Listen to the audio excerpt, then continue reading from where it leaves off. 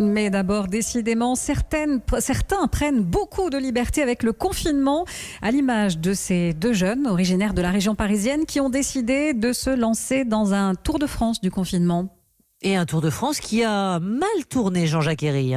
Oui, avec une histoire qui débute par des cris au cœur de la nuit dernière. Il est 1h du matin et en plein confinement, un homme hurle dans les rues de Gavarnie. Il appelle à l'aide, réveillant les montagnards du village. Alertés, les secours découvrent alors un homme de 26 ans, paniqué. Il y a eu un accident, leur raconte-t-il. L'un de ses amis aurait chuté en redescendant de la montagne. Aussitôt, un hélicoptère de la CRS 65 décolle et vers 3h du matin, les secours retrouvent un homme en état d'hypothermie, multitraumatisé et victime de plusieurs fractures après une chute de 150 mètres. Une fois passée l'urgence, vient l'heure des explications et elles sont étonnantes. Les deux hommes, originaires des Yvelines, racontent qu'ils ont voulu aller voir le coucher du soleil depuis le haut de la montagne. Une excursion touristique qui visiblement était la 3e étape d'un Tour de France du confinement après la dune du Pilat et Biarritz.